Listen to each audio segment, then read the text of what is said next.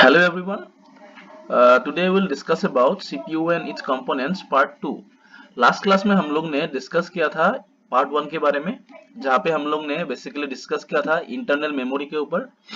तो जहाँ पे एक टॉपिक जो हम लोग ने डिस्कस नहीं किया था that is called cache memory. तो आज हम लोग यहाँ पे डिस्कस कर लेते हैं और हम लोग बाकी यहाँ पे डिस्कस करेंगे जो एक्सटर्नल मेमोरी है, ठीक है, उसके ऊपर।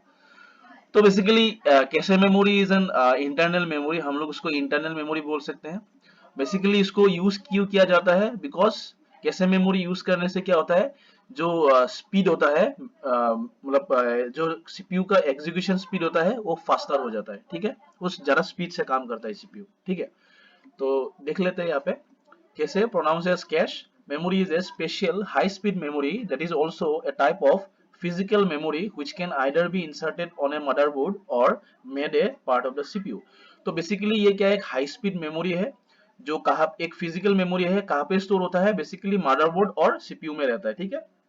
जो एक मतलब रैम और सीपीयू दोनों के बीच में रहता है, ठीक है। The CPU uses cache memory to store instructions that are repeatedly required to run programs। एक बहुत ही इंपॉर्टेंट लाइन है, उसका काम क्या है, द सीपीयू इसको यूज करते हैं, क्यों, the CPU uses cache memory to store instructions. ये इंस्ट्रक्शंस को स्टोर करता है that are repeatedly required to run programs। मतलब जो फ्रीक्वेंटली जो मतलब जो इंस्ट्रक्शंस यूज होता है वो इंस्ट्रक्शंस को सीपीयू कैशे मेमोरी में स्टोर करके रख देता है कि फ्यूचर में अगर कोई उसको चाहिए, या तो रिपीटेडली जो भी यूज हो रहा है, मतलब जो जब सपोज कोई इंस्ट्रक्शन रिपीटेडली 10 टाइम्स यूज हो रहा है, ठीक है, तो सीपीयू इसको क्या करेगा, कैशे मेमोरी में उसको स्टोर करके रखेगा कि नेक्स्ट टाइम अगर उसको चाहिए होगा तो उसको वो कैशे मेमोरी से यूज कर सकता है। समझ में आया कि नहीं, रिपीटेडली इंस्ट्रक्शंस को वहां पे स्टोर करके रखता है, ठीक है। किस लिए रखता है, to improving the overall speed, system speed. क्यों रखता है, क्योंकि जो स्पीड होता है ओवरऑल वो स्पीड को मतलब हाई करने के लिए। क्योंकि जो इंस्ट्रक्शंस बार बार यूज हो रहा है तो डेफिनेटली अगर एक अलग से अगर इसको स्टोर कर देंगे हम लोग एक मेमोरी में, तो क्या होगा, बार बार उसको ढूंढने का जरूरत नहीं होगा, ये सुन लो। तो इसलिए उसको यूज किया जाता है। Next, the advantage of cache memory is that the CPU does not have to use the system bus of the motherboard for data transfer and thus it makes the processing speed much faster. मतलब यहाँ पे एक बस के बारे में हम लोग ने यहाँ पे हम लोग ने देखा बस। एक्चुअली बस होता क्या है, सिस्टम बस जो सीपीयू यूज करता है बेसिकली। तो यहाँ पे हम लोग देख लेते हैं बस एक्चुअली क्या है। बस क्या है, bus is a collection of wires, एक वायर्स होता है through which data is transmitted from one part of a computer to another. मतलब एक बस क्या होता है, एक वायर होता है कि एक जगह से दूसरा एक जगह तक हम लोग इंफॉर्मेशन को ट्रांसफर करते हैं, ठीक है। It connects all the internal computer components to the CPU and the main memory. ये क्या, जितना सारा कंपोनेंट्स है हम लोग का, रैम रोम जितना सारा कंपोनेंट्स है वो हम लोग का सीपीयू के साथ कनेक्टेड होता है, ठीक है, एंड मेन मेमोरी के साथ भी कनेक्टेड होता है। मतलब बास क्या होता है, हम लोग जैसे घर में जो हम लोग का इलेक्ट्रिसिटी का जो हम लोग का वायर होता है वो हम लोग यहाँ पे ऐसे एग्जांपल ले सकते हैं। वायर को हम लोग ऐसे बास बोल सकते हैं, ठीक है। तो ऐसे कनेक्टेड होता है, जैसे मेन बोर्ड से हम लोग का कनेक्टेड है, हम लोग का जो घर का जितना सारा वायर्स है इलेक्ट्रिसिटी का, तो बस भी ऐसा ही है हम लोग का यहाँ पे कैसे मेमोरी में, सॉरी सीपीयू में। बट सीपीयू क्यों यूज करता है बस को, जो जितना सा इंफॉर्मेशन है उसको ट्रांसफर करने के लिए, मतलब जो डेटा है उसको ट्रांसफर करने के लिए। तो यहाँ पे अगर हम लोग कैशे मेमोरी को यूज करेंगे तो सीपीयू को जो सिस्टम जो मेन जो बस होता है उसको यूज करने का जरूरत नहीं है, क्योंकि कैशे मेमोरी पूरा काम करेगा।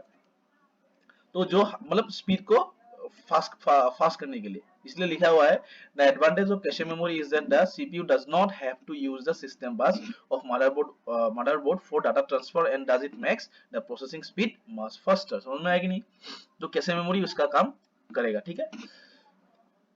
तो कैशे मेमोरी एक्चुअली एक एक्सपेंसिव है, रैम से थोड़ा एक्सपेंसिव है, ठीक है, और मतलब इसका स्पीड भी रैम से ज्यादा है।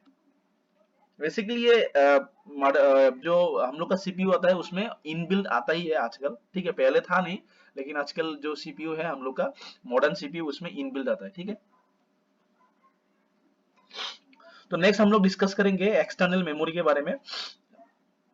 तो ये था इंटरनल मेमोरी, अब हम लोग डिस्कस करेंगे एक्सटर्नल मेमोरी के बारे में। सो एक्सटर्नल मेमोरी क्या है, सभी को पता है, जो हम लोग का सपोज वो hard disk, pen drives, these are the external memory. क्यों यूज करते हैं? बिकॉज इंटरनल मेमोरी हम लोग का सफिशिएंट नहीं होता है, ठीक है। तो यहाँ पे लिखा है internal memory is also known as auxiliary memory और सेकेंडरी मेमोरी, ठीक है। हम लोग उसको सेकेंडरी मेमोरी बोल सकते हैं, एग्जाम में आ सकता है, या तो इंटरनल सॉरी एक्सटर्नल मेमोरी या तो सेकेंडरी मेमोरी, ठीक है। कुछ भी एक नाम से आ सकता है। It is needed since the main memory is temporary, expensive and insufficient to store a huge amount of data. क्यों यूज करते हैं हम लोग? बिकॉज मेन मेमोरी जो हम लोग का टेम्पोररी होता है, क्योंकि ऑलरेडी मैंने बोला कि RAM is a volatile memory, ठीक है। हम लोग स्विच ऑफ करते हैं सिस्टम को तो वहां से डेटा चला जाता है, ठीक है। और ये बहुत एक्सपेंसिव भी होता है और इनसफिशिएंट टू स्टोर, और ये ज्यादा डेटा को स्टोर नहीं कर सकते, इसलिए दैट्स व्हाई हम लोग यूज करते हैं सेकेंडरी मेमोरी को, ठीक है। Whenever required, the data for processing gets transferred from the secondary memory to perform main memory। मतलब जब भी डेटा चाहिए होगा तो हम लोग क्या करेंगे, मतलब जो सीपीयू क्या करेगा, जो सेकेंडरी मेमोरी से डेटा को लेके प्राइमरी मेमोरी में स्टोर करेगा एग्जीक्यूट करने के लिए, ठीक है। Therefore, data has to be stored separately in a secondary storage device to make it perform permanent and accessible for a longer duration of time। मतलब वहाँ पे longer duration के लिए वहाँ पे डेटा स्टोर होता है, ठीक है।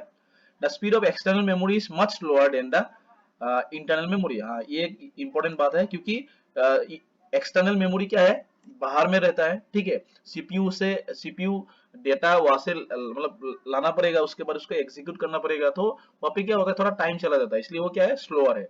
और मेन में प्राइमरी मेमोरी क्या होता है, वो डायरेक्टली रैम के या हम लोग का मदरबोर्ड में हम लोग का इंस्टॉल रहता है, जैसे रैम हम लोग का चिप्स इंस्टॉल रहता है, तो वो बहुत ही इजी होता है डेटा को मतलब ट्रांसफर करने के लिए, तो that is very fast, okay.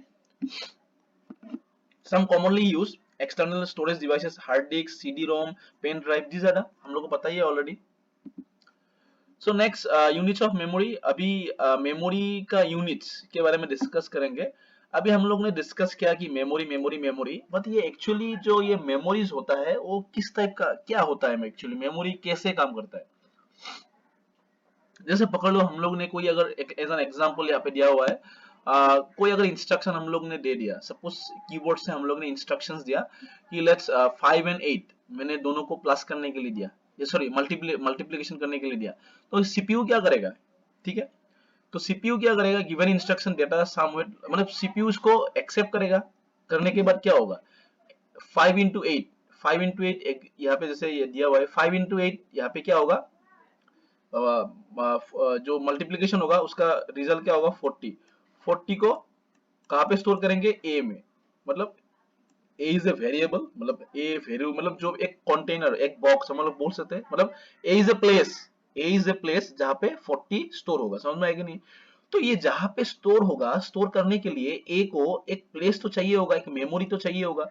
उस मेमोरी को हम लोग कैसे डिफाइन करेंगे, ठीक है।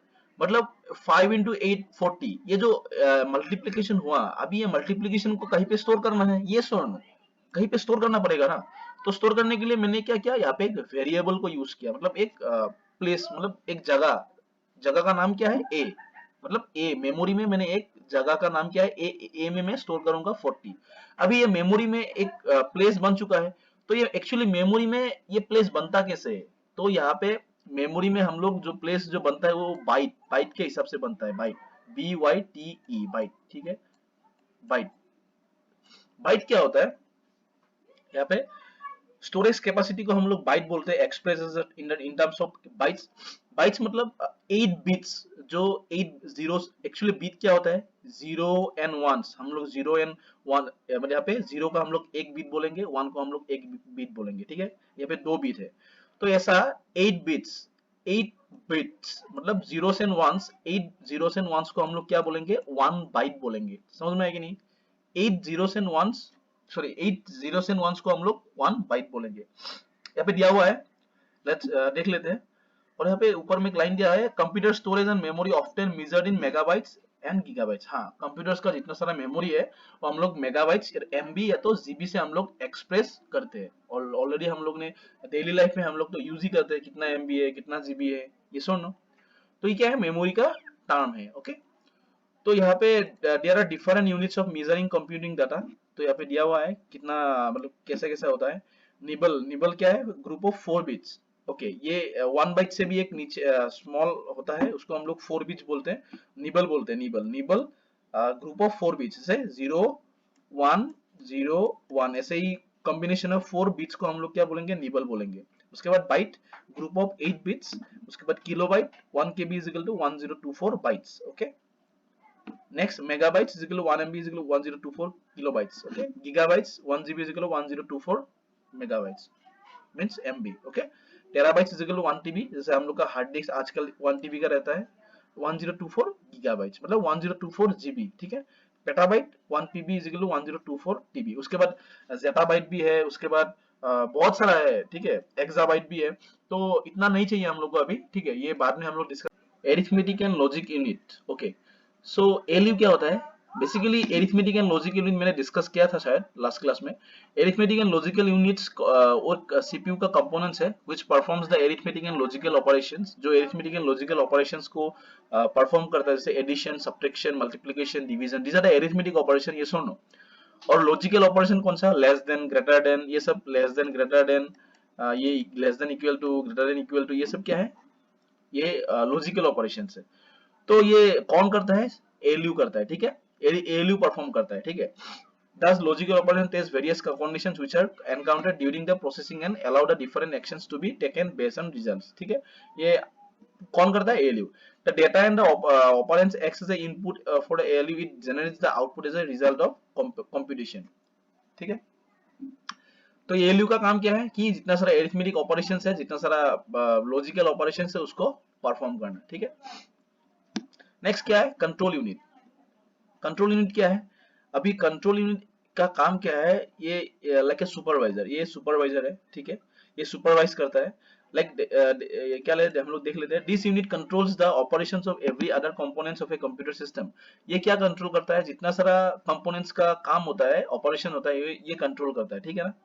It also controls the transfer of data and instructions among various units of computer।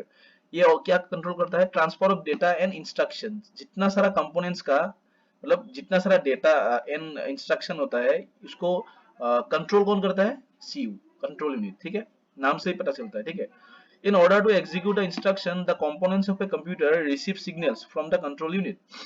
जितना सारा कंपोनेंट्स है, जैसे हम लोग का रैम, रोम, ये क्या है? कंपोनेंट्स है। ठीक है, बहुत सारा और भी बहुत सारा कंपोनेंट्स है हम लोग का जो सीपीयू में है। ठीक है, तो मदरबोर्ड में है।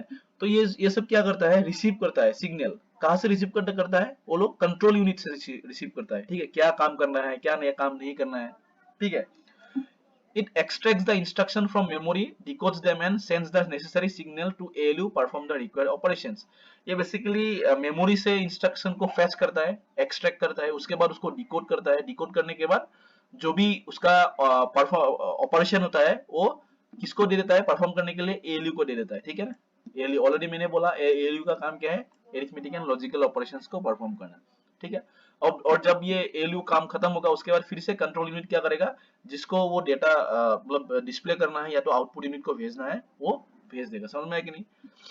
तो इसको हम लोग क्या बोल सकते हैं? It is called a central nervous system of the computer system as it manages all the other units. मतलब इसको हम लोग सेंट्रल नर्वस सिस्टम बोल सकते हैं, क्योंकि यही तो है जो पूरा सिस्टम को मैनेज कर रहा है। समझ में आया कि नहीं? तो आज के लिए इतना ही।